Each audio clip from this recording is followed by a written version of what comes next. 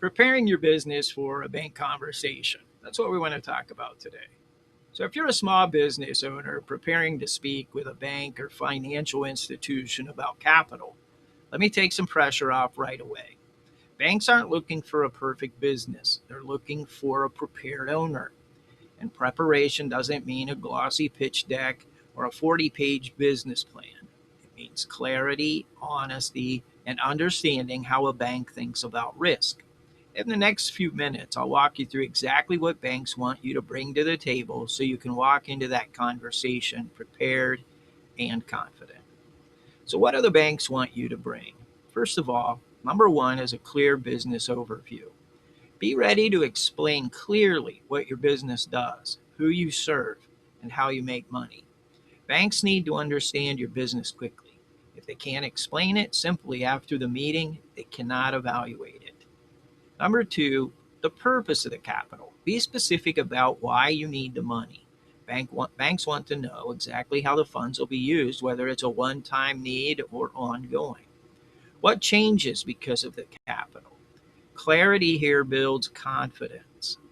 Number three, a repayment plan. And this is the most important question in the room. Being prepared to explain where the monthly payment comes from, whether repayment relies on existing cash flow or future growth. What happens if the business or if the growth is slower than expected? Well, banks lend on repayment, not optimism. Number four is historical statements. Bring clean, understandable financials, typically 2 to 3 years of profit and loss statements, balance sheets, year to date financials. Banks are looking for consistency and realism, not perfection. Number five, tax returns, business and personal. Expect banks to ask for filed tax returns. They use these tax returns to verify income, ownership, cash flow reality. That's the trust where they've been looking for, and they'll find it there. Number six is business credit. Business credit shows how the business handles obligation and it reflects vendors' payments, behavior, and existing business debt. Strong business credit helps, but for most small businesses, it does not replace personal credit. Number seven is a personal credit snapshot. Personal credit still matters. Banks use it to understand how owners handle obligations under pressure. They're looking for patterns, not perfection, and they value clear explanations. We'll be sure about that. Number eight is existing debt schedule. Be transparent about what you already owe. So list your loans, your credit cards, your monthly payment obligations. Surprises here will damage trust faster than bad numbers. Number nine is collateral, if applicable. Know what assets exist and be realistic about their value. Collection or collateral may reduce risk, but it never replaces cash flow.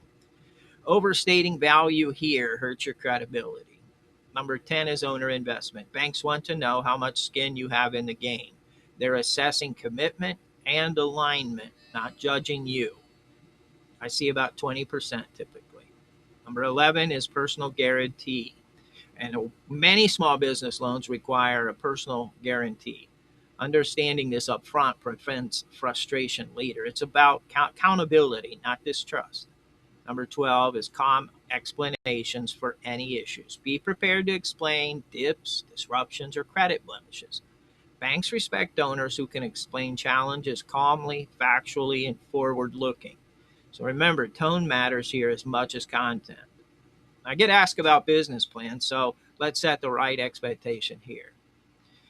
So, this is where many owners overthink things. For established businesses, banks usually don't need a long traditional business plan. What they want is a clear bank ready summary that shows you've thought things through.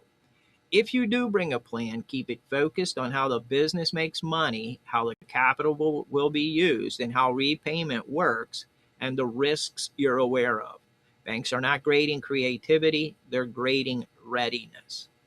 Do we bring products or brochures or marketing materials? Some owners ask whether they should bring products, brochures, or marketing materials, and the answer is yes, you can, but you need to understand how banks use this.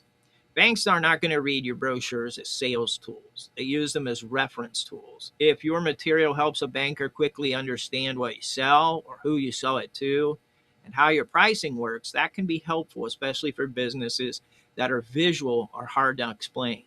But if the material sounds like a pitch, an overpromise, growth, or don't match your financials, they can work against you. A good rule of thumb here is if it helps a banker understand your business faster, bring it. If it's meant to impress them, leave it out. Let's end with this. Banks don't ever expect it perfection. They expect preparation. And if you can walk in with some clarity, honesty, and structure, that will change the conversation. I put all of this into a Capital Ready toolkit, which is a practical guide you can use before any bank conversation. So you're not guessing what lenders want or learning it the hard way.